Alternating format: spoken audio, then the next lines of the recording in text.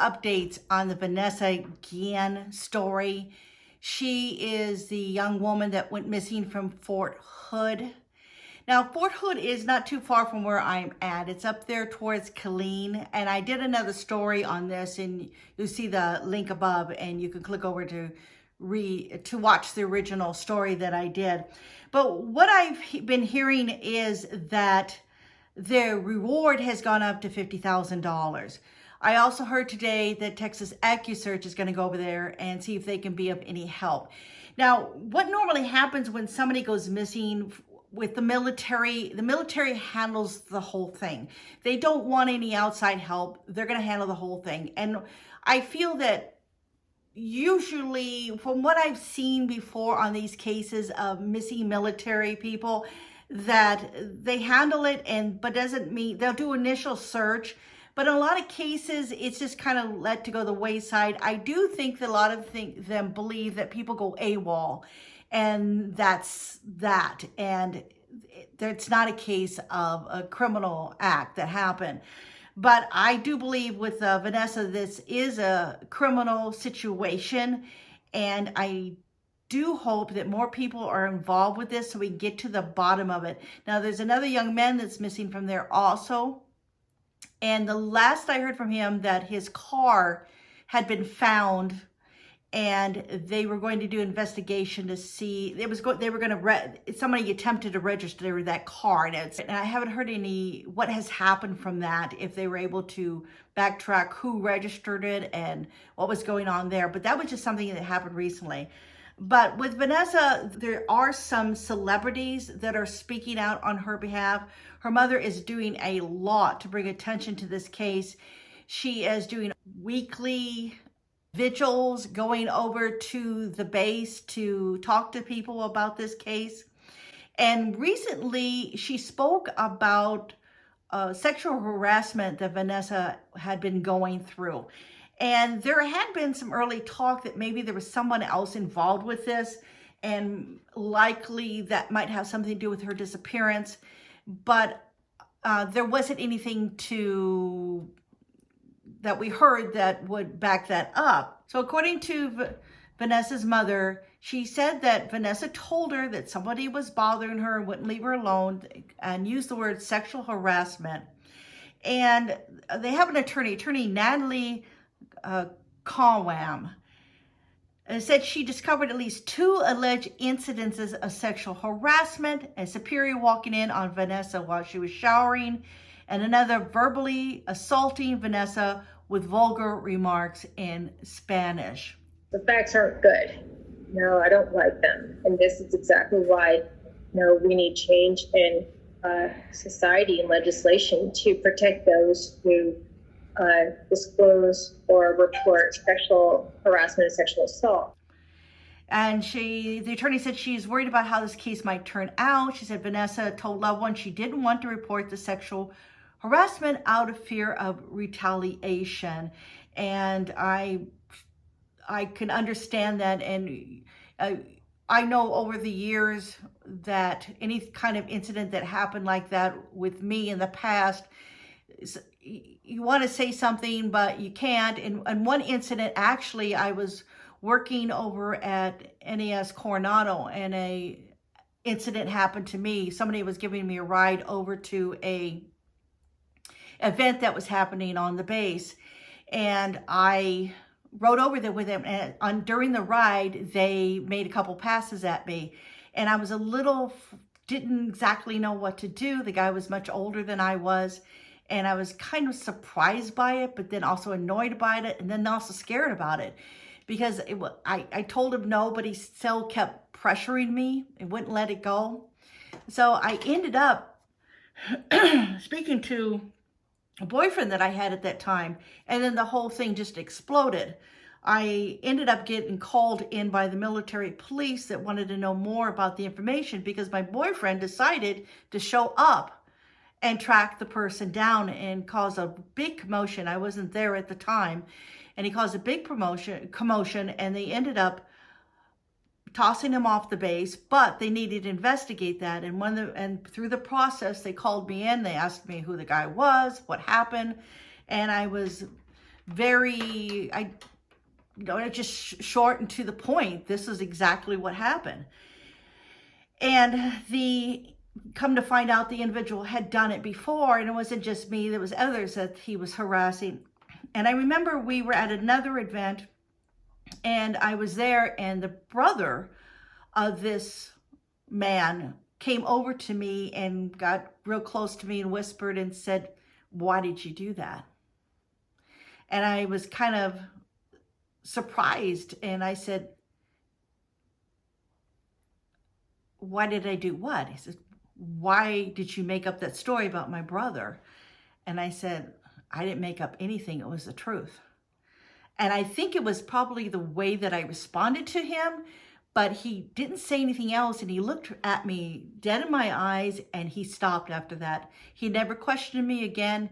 He never bothered me again. He never did anything again. He wasn't mad at me. It was like he realized that that had actually happened to me, and that I wasn't lying. I was telling the truth. So the whole thing in the end was settled. The person, the guy that approached me got in trouble for that, but he wasn't sent anyplace else, but he was told not ever to do that again. And this is quite a few years ago, and I was very young at that time. How old was I? I think I was 19 years old at the time when this happened. So you can tell that was a lot of years ago. But I can understand at that time why Vanessa didn't say anything. And I'm sure most women have gone through this one time or another. I know of other incidences this happened when I was younger. And most of the time I was able to just pass through it and not say anything and then just go on from there. And that was the end of it. But in this particular case, it seems as though Vanessa was doing her best to handle the situation, but the person, I don't think, was listening. And I don't think the person was leaving her alone. And it seems as though they were super aggressive towards her. For them to come back once is one thing, but to come back another time and bother that.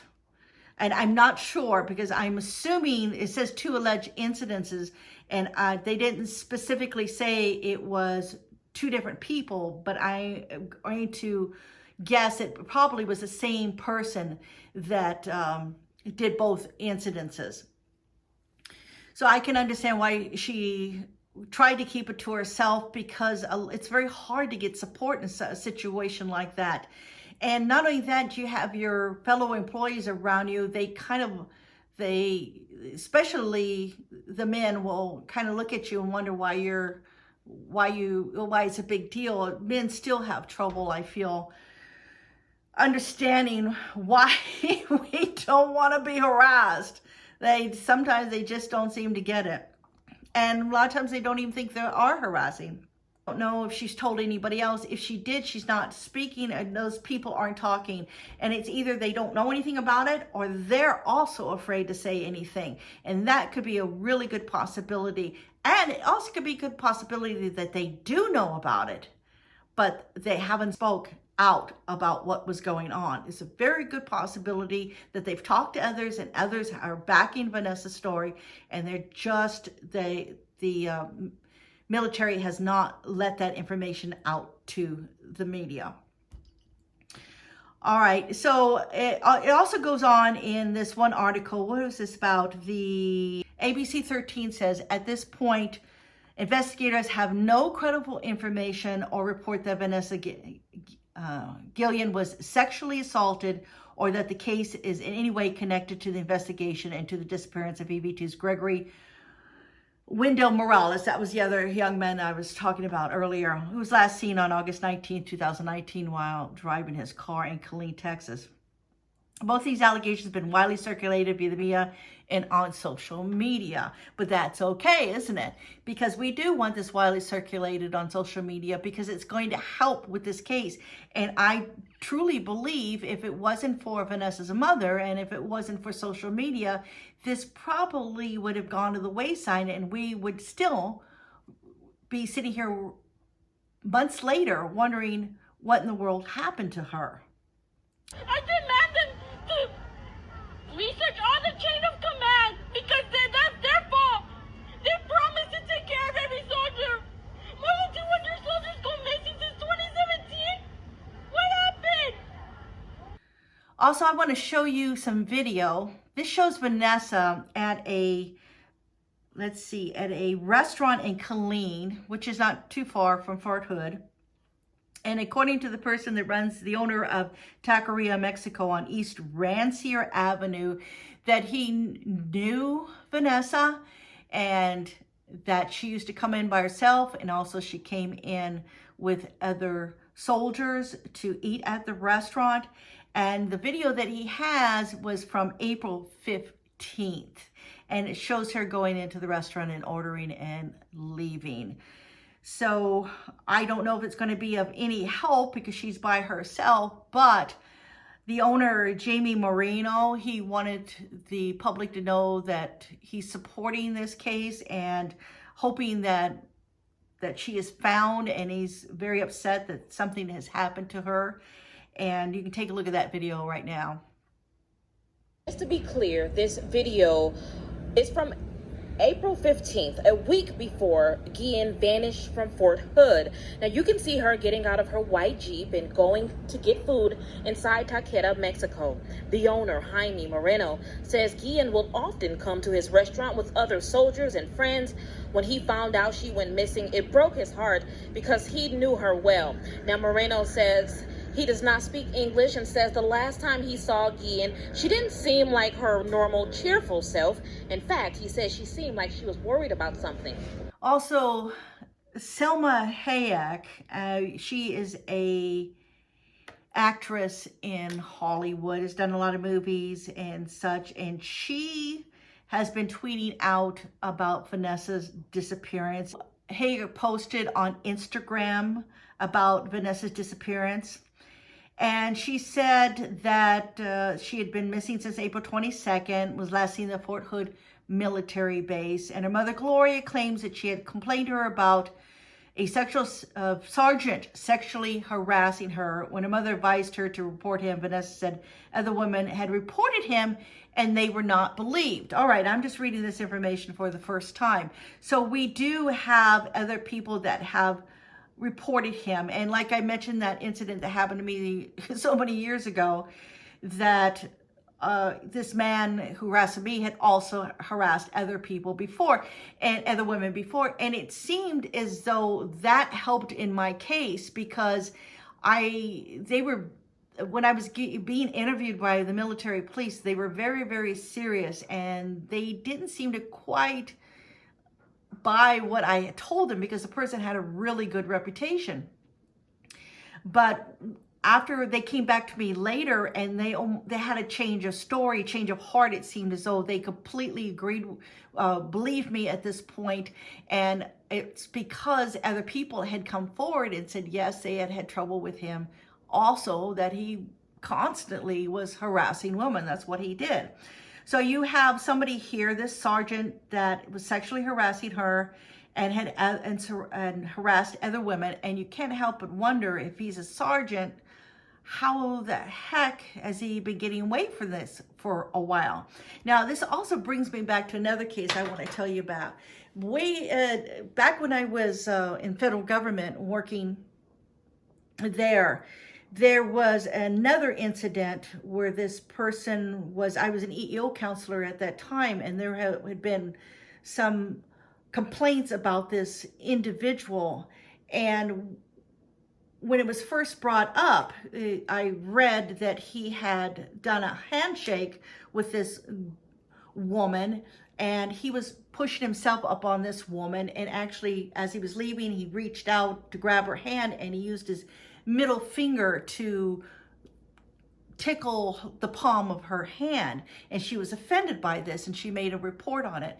And at first, there was little to go on other than that one incident. But after this young woman started complaining about it, and it started spreading around that he had done this, there was other women that came out too, and they also complained about it. And before you know it, there was like many women that he was passive aggressively pushing himself physically on and then backing away. He's like, you know, I'm not really doing that.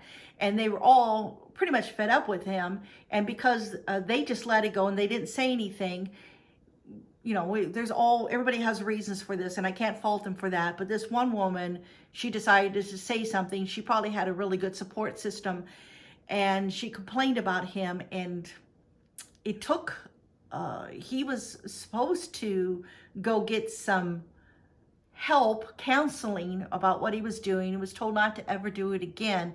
And this continued on for quite a while. They knew how he was. They knew what he was doing. They also had suspicions that he was watching pornography while he was working. I know, can you believe that?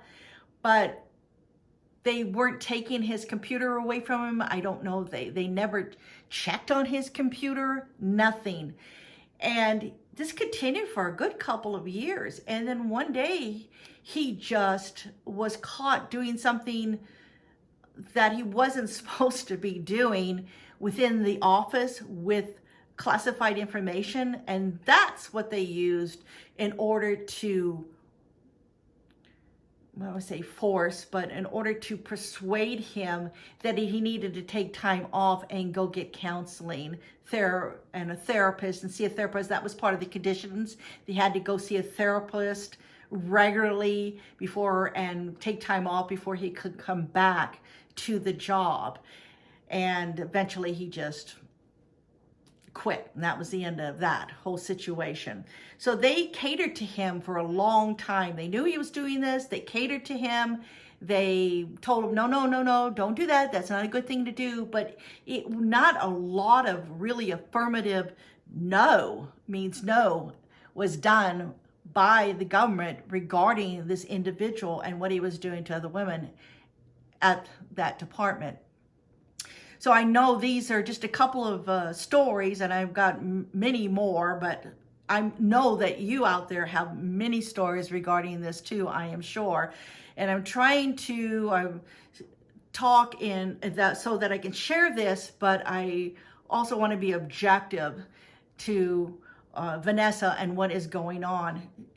I'm sure there are many people that are not believing that what her mom says, that she was sexually harassed. And I think it even says in this article that the attorney was not getting much backing on her claims that she was making to the military regarding this, even though there was other people that have this story. So they've got a long, long road ahead of them to prove what is going on. Did Vanessa couldn't take it anymore and she walked out and left? I don't think so. Did something happen to her? I hate to say it, but I think that that's where this may be leading to. And I don't even want to think about that. All right, so I think I've covered it all on the update of Vanessa's story. I'm sure you've got stories about things like this that have happened to you. Oh, there's a picture of her mother. I'll put that up for you. And also a picture of Salma Hayek, and she is showing a poster of Vanessa. And thank you, Salma. I wish more celebrities did that. It would make a difference, because whenever a celebrity gets involved in a missing case, it wakens it back up again, and it brings to people's attention that normally wouldn't see it. A lot of times you're just looking at the news, but if you have a celebrity you particularly like and then they mention something and you're following that celebrity, then you find out about this missing person that you likely would not have heard about before this. All right, that's it for today. Thanks so much for watching, you guys, and